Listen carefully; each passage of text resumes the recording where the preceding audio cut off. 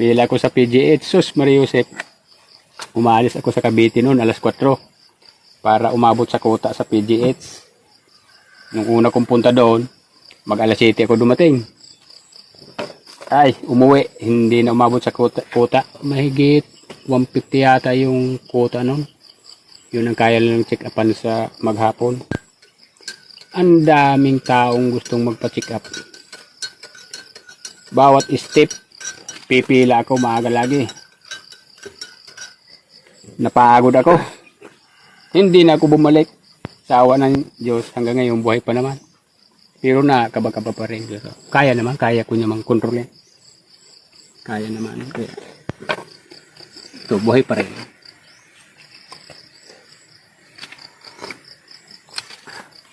Maganda sa PGH kay malaking minus sa gastos. Magtsaga ka lang sa pila. Dami talagang mahirap Pilipinas. Saan galing na probinsya. Alam mo, natapos mo naman ang proseso ng pagpa-check up. Ang nangyari lang yung kukuha ka na ng resulta. Yung araw na dapat kukunin mo yung resulta, hindi ka pumunta. Kinabukasan ka pumunta. Pagpunta mo kinabukasan, yung papel mo, yung result mo, hindi na makita. Ang sabi ng doktor sa'yo, di ba? Ang sabi ng doktor, umulit ka. Sa hawa ng pila, hindi ka na umulit. Lagyan ko konting gatas. Tinalo ako doon sa init. May number. Tawagin yung number mo kung pangilan ka. Pahiram ng kutsara mo. Hanggat hindi mag-alas 5, hindi matatapos yung pila. Doon ako nainip. Kaya hindi na ako bumalik. Kung saan tabi ako naupo, palitas ang antok. Kasi guys, sa mga hindi po nakakaalam, si Banong may konting diferensya puso niya. Nakailang ECG na kami. Isa lang ang findings, mga irregular heartbeat daw. Pag umaatake, nanghihina siya, namumutla.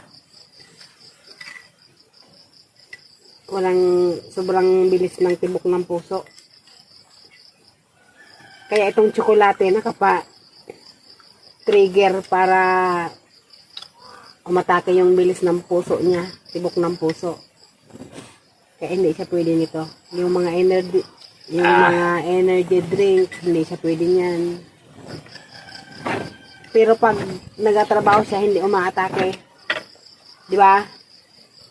Minsan, pero ano naman, nawawala ka agad.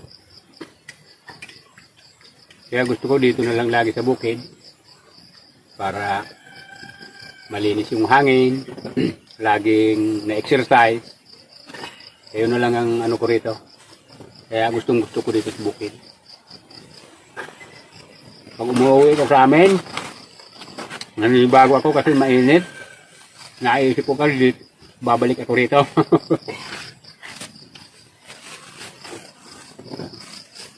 Nasaan yung palaman mo, Gom? Yung palaman. Ay dito sa bukid. Bundok. Pag tag-araw, may masisilungan ka mga puno. Lalo na yung kitatay ko lang kubo doon dati. Kahit maghapon, hindi nasikatan ng araw kasi puro puno yung paligid. Kutse maghintay. Kami wala na yung palaman namin doon. Ubus na. Marami kayo rin. Oo. Yan yung tanim namin na mani. Kaya Pinagawa namin peanut butter. sige lang tanim namin ng mani. Kaya pag may gagawa kang palaman, may sarili ka ng mani. Mamaya, bibigyan ko kayo mga dugdog. Kawawa, mga dugdog. Nandito na lahat yung mga dog. Si Muning, walang ano sa si Muning. Dapat pala makuha yung kanin lumayan. Ito na guys yung pinanod nating kawayan. Magbibiyak tayo para sa amin, Bicol Kasaw. Yung tawag yung panalian ng bubong mismo. Bibiyakin natin. Kasaw yung tawag sa amin eh.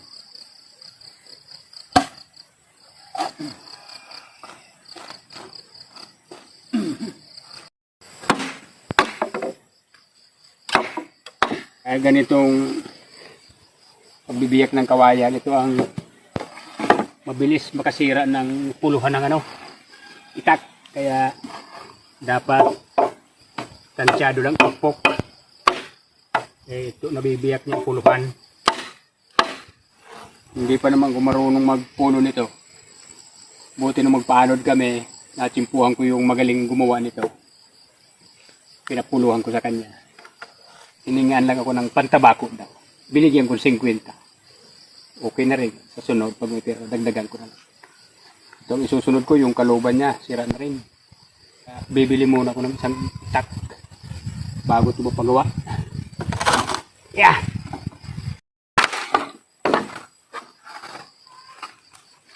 Okay. Marami yung nagagawan pag malaki kawayan.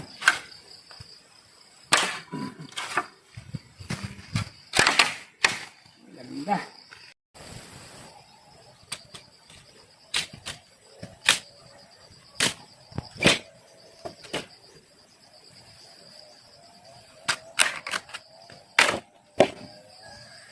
Ganda pag bago pa, no? Hindi pa makunat.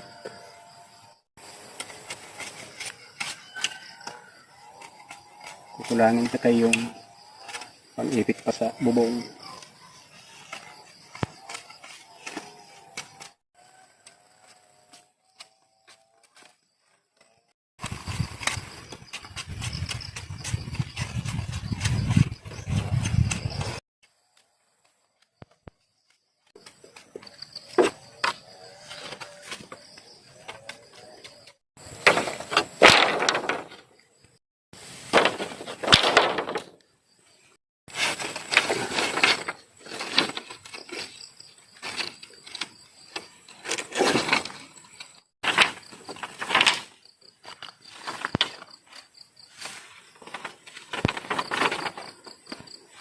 Yeah.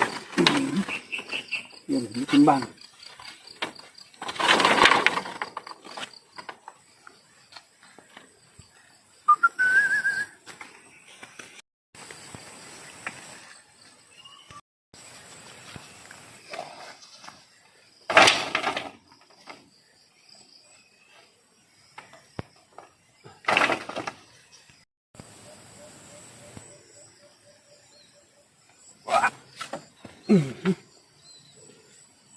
Construction, hindi pwedeng mahina tuhod siko. Okay. Kaya katawan.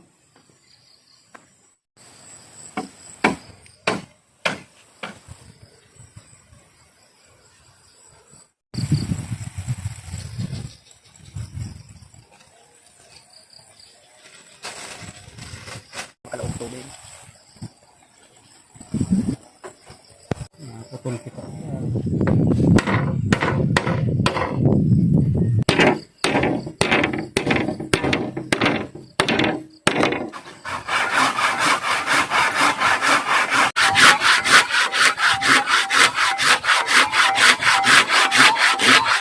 Dumidiin kasi yung nito, tinatanggal tong dating handle, pinapalitan ng medyo parang puluhan ng baril. Kapag hugot mo, talab lang ng talab.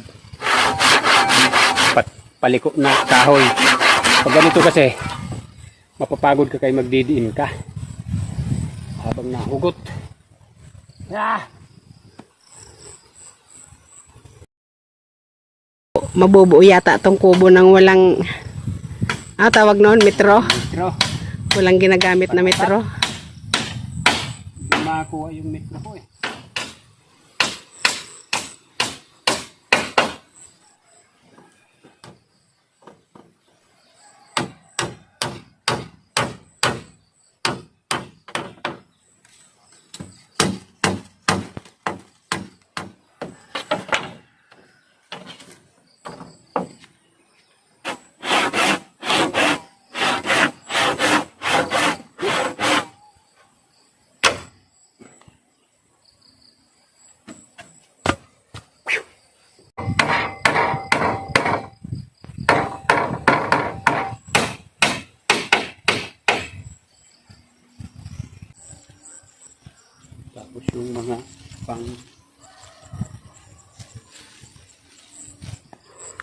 Yeah.